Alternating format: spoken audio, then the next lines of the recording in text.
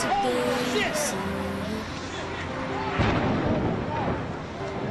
Oh, I had to let you know. If I knew the last time that I held you was the last time I'd have held you, I'd never let go.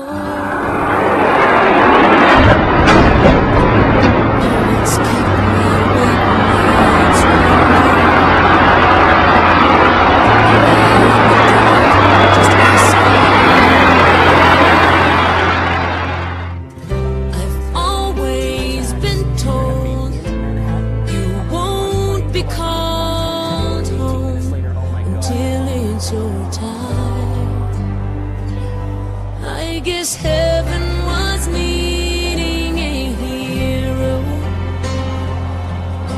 somebody just like you. You can imagine the situation. Brave enough to stand up for what you believe and follow it through. When I try to make it make sense in my mind, the only conclusion I come to. Both towers at the World Trade Center, 110-story buildings, have collapsed. I can hear you.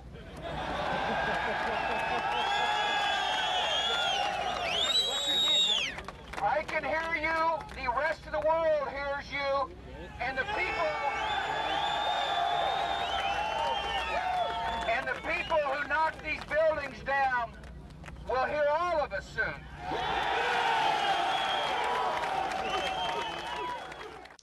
Good evening. Tonight, I can report to the American people and to the world that the United States has conducted an operation that killed Osama bin Laden, the leader of al-Qaeda, and a terrorist who's responsible for the murder of thousands of innocent men, women, and children. It was nearly 10 years ago that a bright September day was darkened by the worst attack on the American people in our history. The images of 9/11 are seared into our national memory. Hijacked planes cutting through a cloudless September sky, the Twin Towers collapsing to the ground, black smoke billowing up from the Pentagon, the wreckage of Flight 93 in Shanksville, Pennsylvania, where the actions of heroic citizens saved even more heartbreak and destruction. And yet we know that the worst images are those that were unseen to the world. The empty seat at the dinner table, children who were forced to grow up without their mother or their father, parents who would never know the feeling of their child's embrace. Nearly 3,000 citizens taken from us, leaving a gaping hole in our hearts. On September 11th, 2001, in our time of grief, the American people came together. We offered our neighbors a hand, and we offered the wounded our blood. We reaffirmed our ties to each other and our love of community and country. On that day, no matter where we came from, what God we prayed to, or what race or ethnicity we were united as one American family.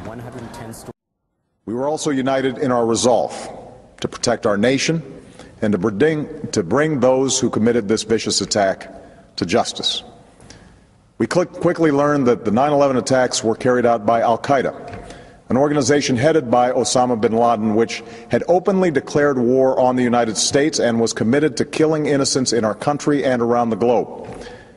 And so we went to war against al-Qaeda to protect our citizens, our friends, and our allies. Over the last 10 years, thanks to the tireless and heroic work of our military and our counterterrorism professionals, we've made great strides in that effort. We've disrupted terrorist attacks and strengthened our homeland defense. In Afghanistan, we removed the Taliban government, which had given bin Laden and al-Qaeda safe haven and support. And around the globe, we worked with our friends and allies to capture or kill scores of al-Qaeda terrorists, including several who were a part of the 9/11 plot. Yet Osama bin Laden avoided capture. and escaped across the Afghan border into Pakistan. Meanwhile, al-Qaeda continued to operate from along that border and operate through its affiliates across the world.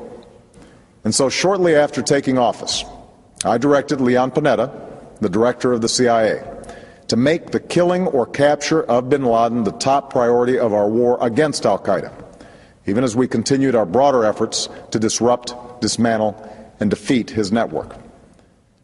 Then, last August, after years of painstaking work by our intelligence community, I was briefed on a possible lead to bin Laden. It was far from certain, and it took many months to run this thread to ground. I met repeatedly with my national security team as we developed more information about the possibility that we had located bin Laden hiding within a compound deep inside Pakistan. And finally, last week, I determined that we had enough intelligence to take action and authorized an operation to get Osama bin Laden and bring him to justice. Today, at my direction, the United States launched a targeted operation against that compound in Abbottabad, Pakistan.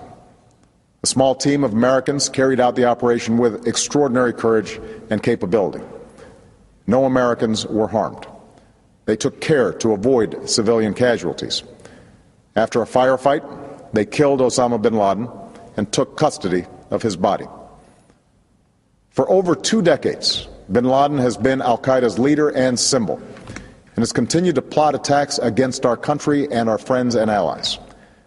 The death of bin Laden marks the most significant achievement to date in our nation's effort to defeat al-Qaeda.